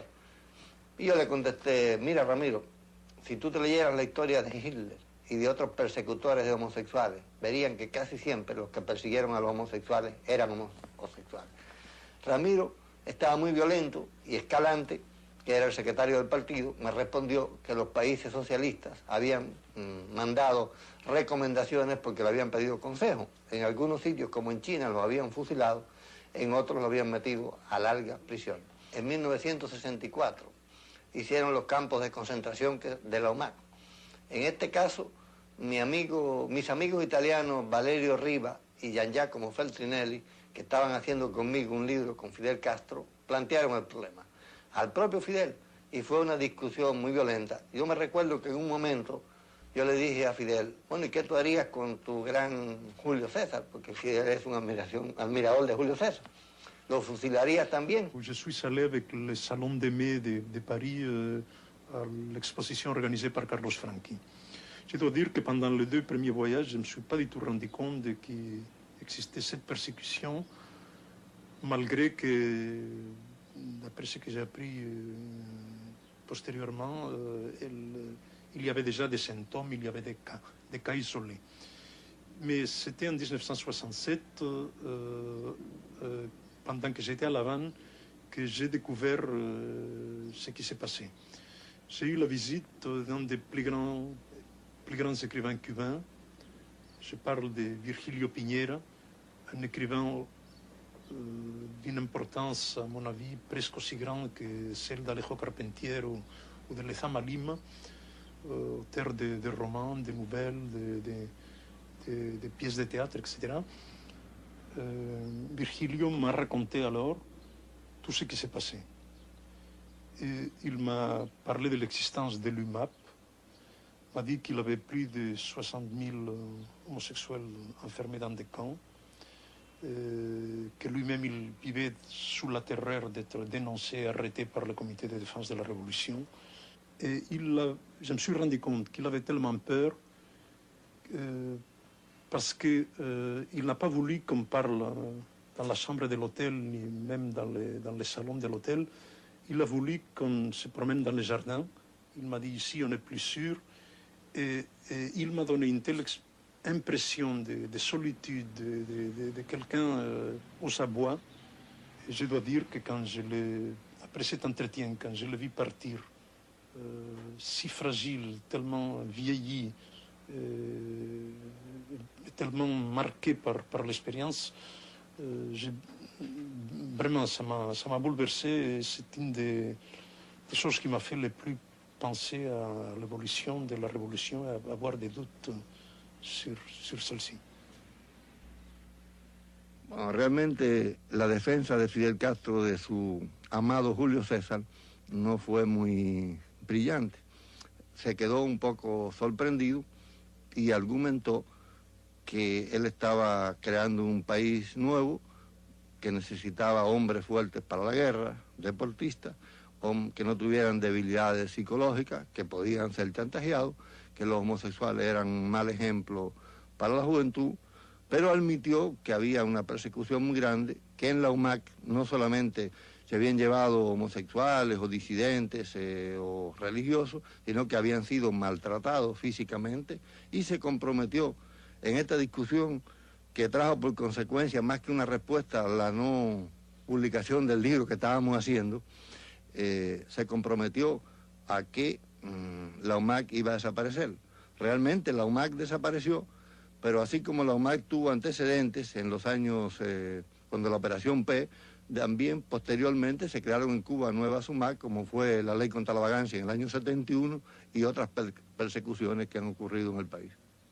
Esto fue un burdo comienzo, evidentemente, y ellos se dieron cuenta de que habían cometido un leve error, y el error no era que hubieran prendido a gente inocente, puesto que en realidad todos los demás presos también lo eran, sino que habían cometido el error de no haberlos prendido a todos. Padilla nos contaba el otro día que el modelo que utilizó la Revolución Cubana para la represión estaba calcado prácticamente de los sistemas represivos búlgaros, ¿no? En un viaje que dio Raúl Castro a Bulgaria. Bueno, yo no sé si se trata de vacilos búlgaros, sé que se trata de una vieja obsesión que llevaban todos estos señores en los viajes que hacían por los países comunistas. El ministro del Interior, Ramiro Valdés, fue a China y tuvo mucho interés en entrevistarse con el alcalde de Shanghái. ¿Y por qué se interesó Ramiro Valdés por este chino particular? Porque simplemente en Shanghái había una enorme población homosexual proveniente de los días del imperio, de los días de Chiang Kai-shek y de la libertad absoluta y del libertinaje que había en Shanghái en esa época, que era la capital occidental de China, al revés de la capital enclaustrada que era Pekín.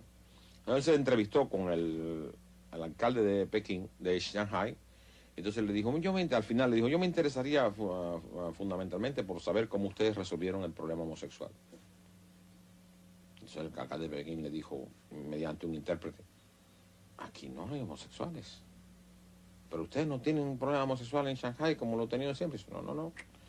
Eso, miren, nosotros aprovechamos una fiesta china tradicional en que había muchos homosexuales congregados en un parque en Shanghai, que está a la orilla de un río o de un lago. Entonces, allí voluntariamente se presentaron compañeros responsables del partido que querían eliminar este problema, cada uno con una estaca. Y le caímos a los homosexuales a estacazos y después los echamos al río. Y los cuerpos esos flotando el río abajo fueron tal ejemplo que se acabó el homosexualismo en Shanghai. Entonces, este cuento lo hizo Ramiro Valdés al regresar de su viaje a China en el año 63. Él decía que le había parecido una solución bestial, pero no había duda de que estaban buscando una solución para este problema. Esto está mezclado con el machismo español, que es tan obvio en Fidel Castro. Es decir, Fidel Castro no hace nada que no sea para demostrar cuán macho, cuán superhombre, cuán supermacho es él. La manera de cruzar un cuarto de Fidel Castro, por ejemplo, no es la de la mayoría de los mortales. Él tiene que cruzarlo con 3 zancadas, donde cualquiera emplearía 8.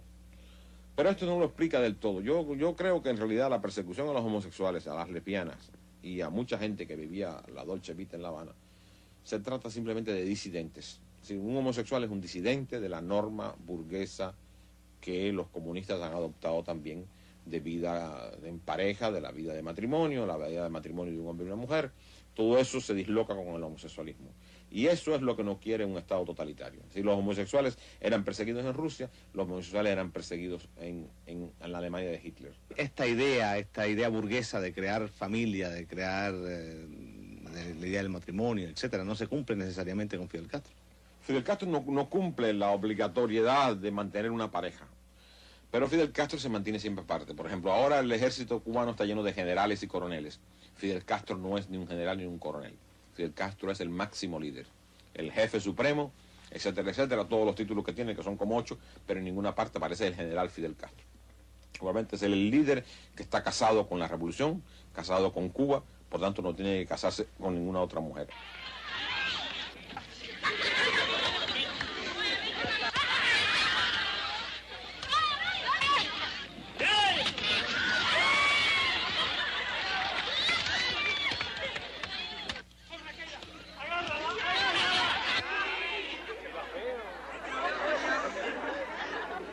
Bueno.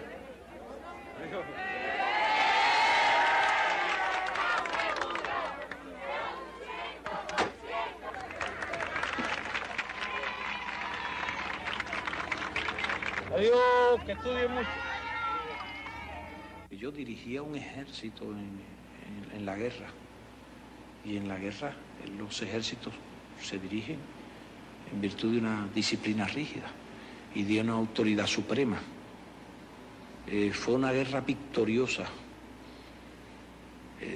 Cuando terminó esa guerra yo tenía personalmente un gran poder, pero yo no utilicé la victoria ni la revolución para adquirir más poder.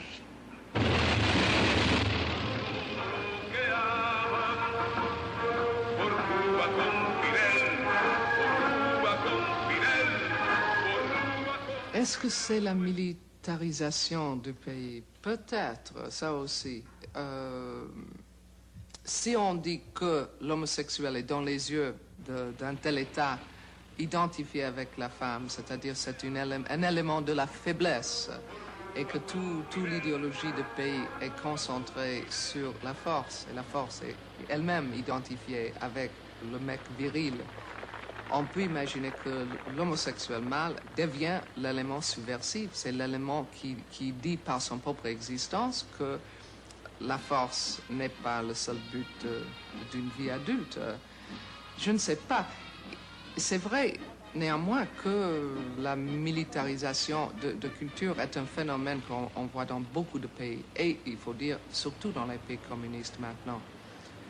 Je crois que partout, on voit une évolution dans la culture communiste vers l'idéal militaire, qui était absolument en contradiction avec les principes de base dans lesquels les pauvres gauchistes ont cru pour tant des années, était l'idéal communiste. Tu peux nous parler du silence de certaines gauches? Je pense que un des points faibles de la gauche depuis toujours était une difficulté d'assimiler les questions centrées sur la sexualité dans leur optique morale et politique.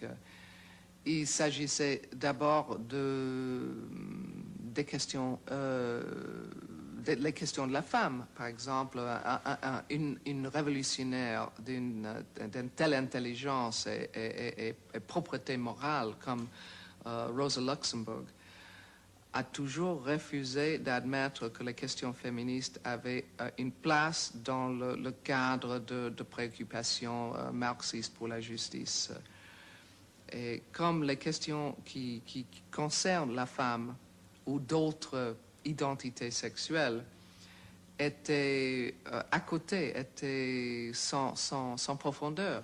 Ça, c'est un héritage, si on peut dire même, entre guillemets, puritain, qui reste très profondément dans les mœurs de la gauche. L'événement qui est constitué par la découverte de la persécution des homosexuels à Cuba est, à mon avis, un élément important pour l'évolution de la gauche. Ce n'est pas simplement un cas d'injustice très important qu'il faut révéler au monde, mais c'est une chose qui oblige les gens de prendre conscience de tout un trou dans l'attitude, les attitudes de la soi-disant gauche depuis toujours pratiquement. Trabajé incansablemente siempre desde que empecé conspirando por crear un equipo de dirección, por crear una dirección colectiva, por crear un partido, por crear instituciones en la cual toda la influencia que yo podía tener, el poder que yo podía tener, fue depositado. Analizo y discuto colectivamente con un grupo de compañeros que tienen prestigio, autoridad e historia revolucionaria los problemas fundamentales de la dirección del partido y del país. Los delegados que estén de acuerdo con las proposiciones que se hacen para presidente, vicepresidente y secretario de las comisiones de trabajo, que lo manifieste levantando la credencial. Pueden bajar. Los que estén en contra, los que se abstienen.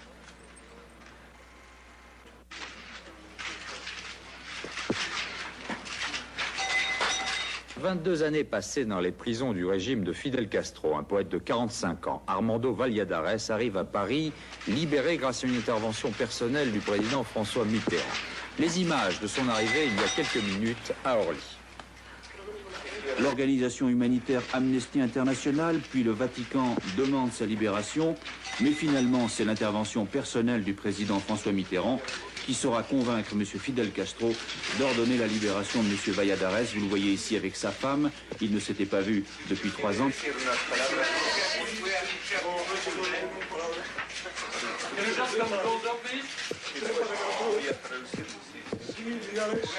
Au moment de son départ, les autorités cubaines, une fois n'est pas coutume, avaient ouvert l'aéroport de la Havane aux photographes occidentaux, une manière sans doute pour le régime de montrer qu'il s'agissait là d'un geste de clémence. Je suis très heureux d'être ici. Et il veut remercier le président François Mitterrand pour avoir obtenu ma liberté. Me siento tremendamente feliz por haberme encontrado con mi esposa ya para siempre después de 22 años. Heureux d'avoir revu ainsi mon épouse que je n'avais pas vue depuis de nombreuses années. Que el cambio ha sido para mí tremendamente brusco, muy violento y Et que en tout ça realidad est estoy muy emocionado. tellement brusque, tellement violent et je suis si ému. Y que comprendan que después de 22 años que yo hace unas horas estaba en un calabozo y ahora estoy aquí. Après 22 ans de cellule. Y que estoy muy cansado, que por favor que me permitan retirarme. Et je suis très fatigué et je voudrais qu'on me permette de me retirer. Precisamente es en las cárceles el lugar en que más información se tiene de todo lo que ocurre en Cuba. Por la razón de que llegan allí todos los días hombres de todos los lugares de la isla, de todas las extracciones sociales, y todos los cubanos viven en la calle con un único temor que los obsesiona de manera constante, que es ir a la cárcel. Cuando llegan a la cárcel, pues entonces dicen allí lo que no se atrevían a contar en la calle.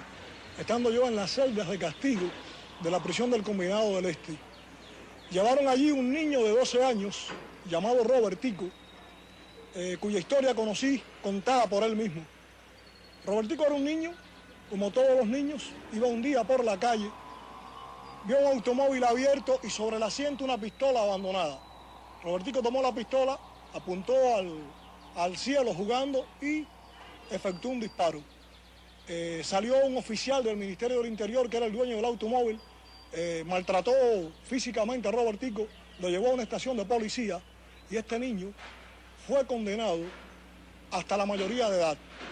Lo llevaron para la prisión del Combinado del Este y, sin tener en cuenta sus cortos años, lo metieron en un pabellón donde habían presos comunes que llevaban muchos años en la cárcel, hombres degenerados, morales y mentales incluso, y a los pocos días 5 de estos hombres violaron a Robertico.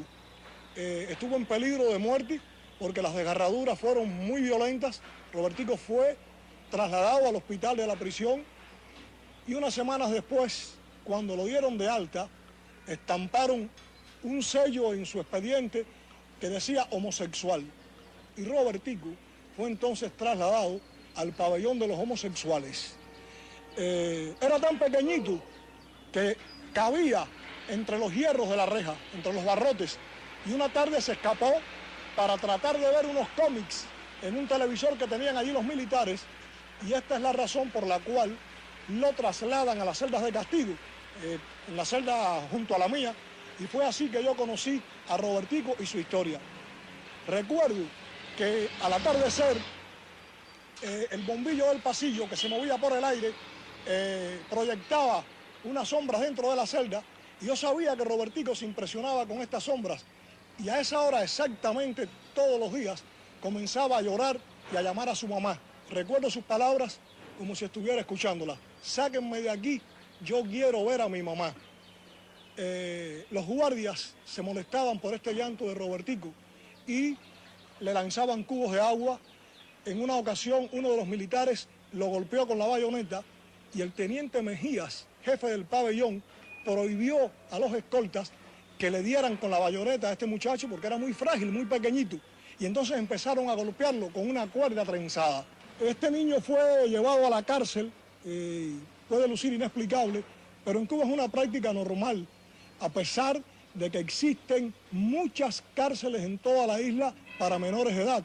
Por ejemplo, en La Habana estaba la cárcel de Güines, la de Jaruco, los 2 campos de concentración para menores, Nueva Vida y Arcoíris. Además, la cárcel de Batabanó, la cárcel de el residencial Mulgova, que está ahí en la carretera de Boyeros.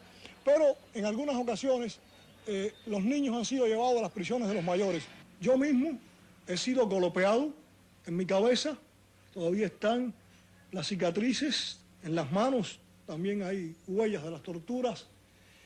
He sido incomunicado junto con mis compañeros por muchos años en celdas totalmente tapiadas, donde no se ve jamás la luz del sol, ni luz artificial, sometido a golpes 2 veces al día de forma sistemática, celda por celda, años sin una carta de la familia, sin visitas, sin atención médica y sufriendo de manera constante presiones externas y agresiones psíquicas y físicas por parte de la guarnición.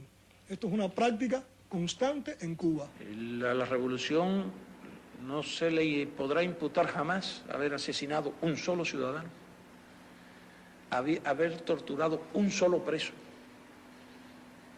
Y quiero ver cuántos ejemplos hay de eso en la historia. Je m'appelle Anna Maria Simo. À Laval, j'étais écrivain, j'écrivais de nouvelles. À New York, j'écris des pièces de théâtre depuis 1976.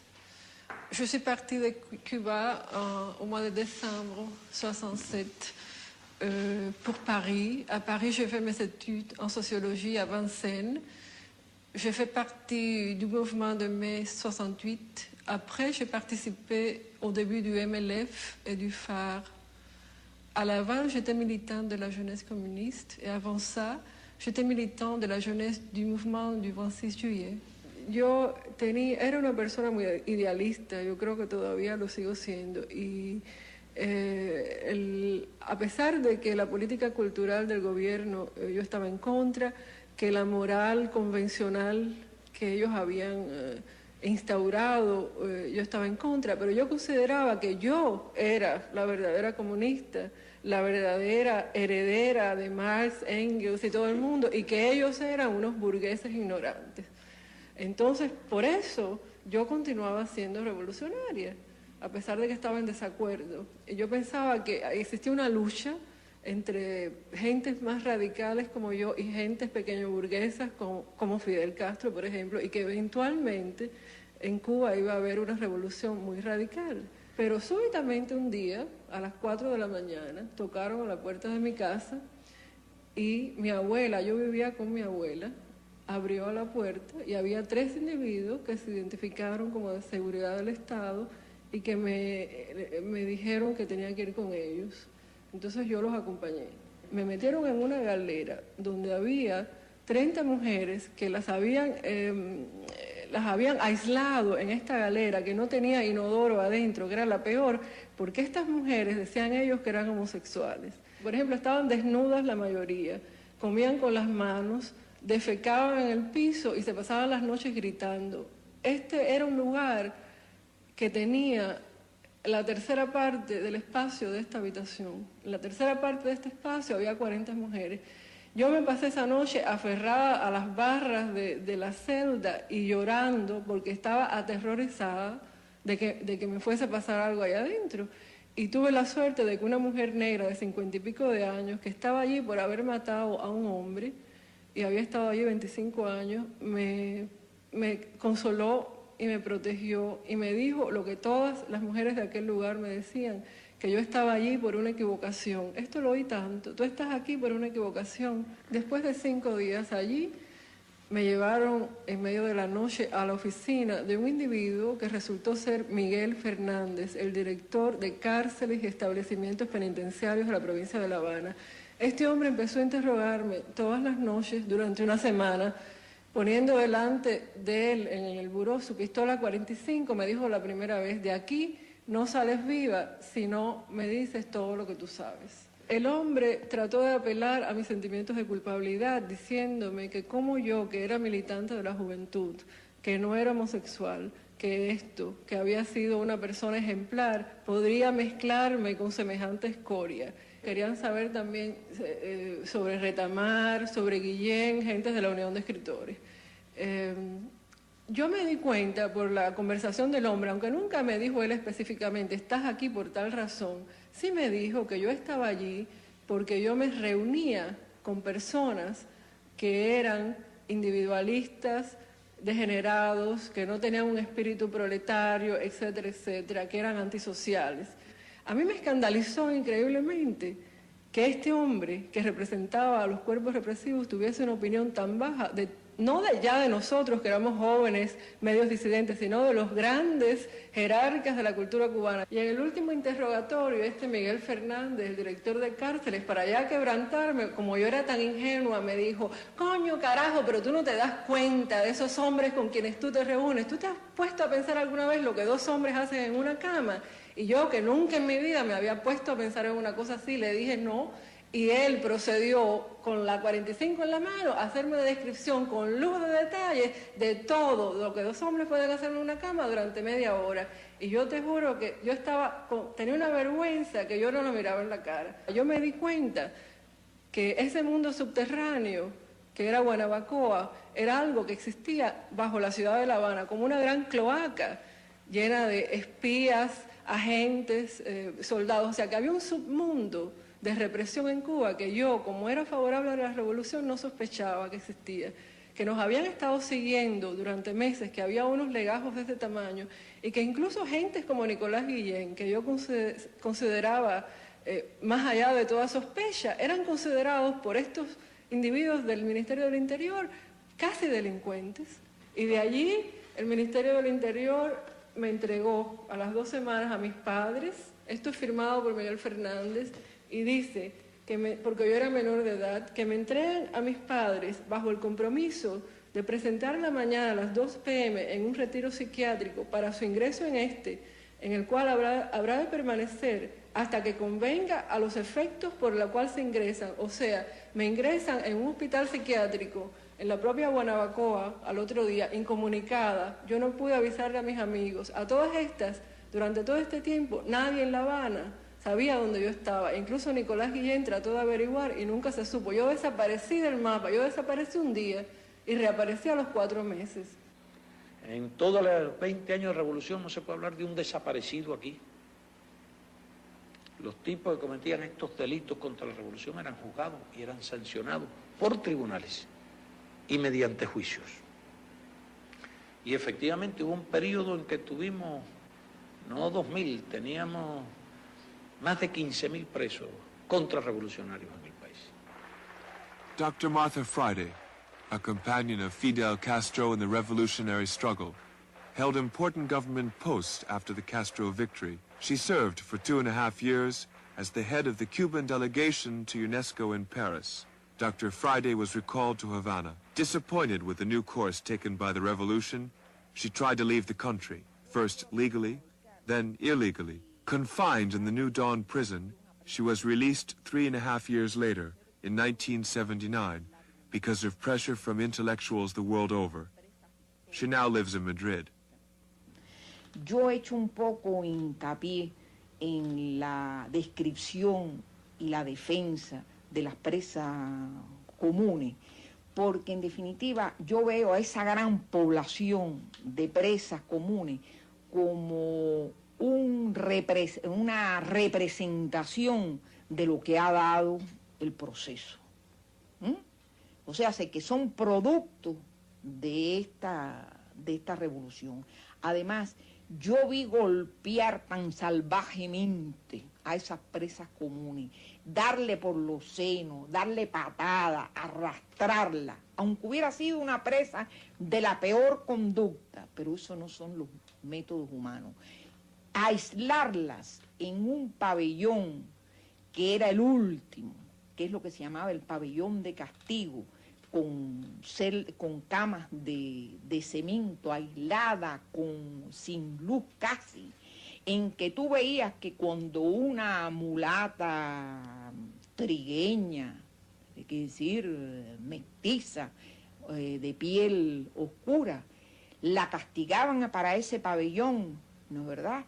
Estaba ahí 25, un mes o 45 días porque las internaban con un castigo de acuerdo con lo que los jueces carcelarios determinaran. Salía Almendro con sus pasas, pero salía blanca, pálida, flaca. Era como si hubiera salido de un campo de concentración. Eso existe en el Nuevo Amanecer. Por la noche tú oías los gritos, las blasfemias, las desesperaciones, porque a última hora nos pusieron a las presas políticas, ya un grupito pequeñísimo que quedaban en un pequeñito pabellón que tendría como máximo 200 metros o menos de separación de este pabellón de castigo. Y ahí yo te puedo decir que en el silencio de la noche era una cosa, vaya, pero de tormento oír a esas mujeres allá adentro. Entonces, yo quiero que tú me digas si esos son los métodos, ¿no es verdad?, de reeducación con que ellos autotitulan todas estas cárceles para mujeres. Yo creo que en mi memoria pudiera contarte, pero miles de situaciones en la cárcel. Pero sí te puedo decir que aunque he conservado, creo, esa gran memoria, puedo decir, sin embargo, que me he salvado porque no tengo odio. Tengo memoria, pero no tengo odio. Pero indiscutiblemente que al individuo le queda también un campo muy grande. Porque es precisamente en las condiciones que crea la revolución, donde todos los talentos, todos los caracteres, todas las personalidades pueden desarrollarse.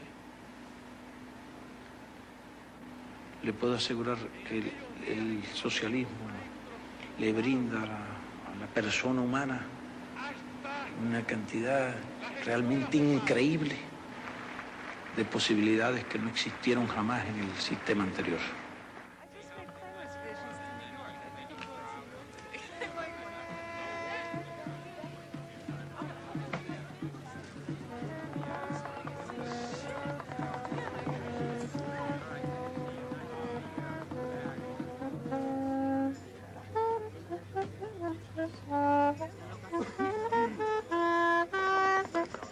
Yes.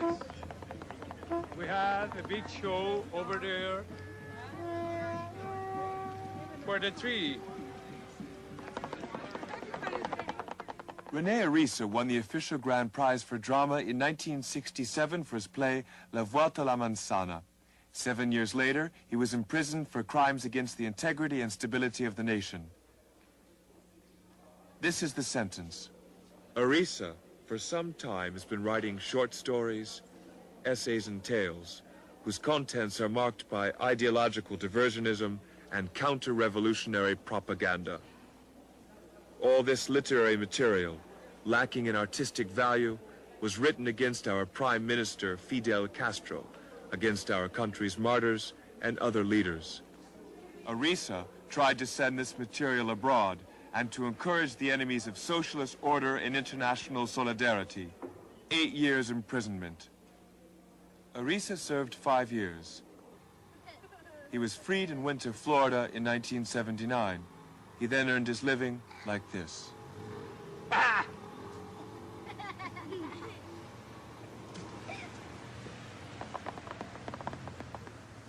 But the poet liberated the moon. He suffered. He's a monster. Look. He is a monster. Yes. Yes. Why? Look. He loves you. Así que lo que mejor que hace es irte a dormir. He wants to sleep.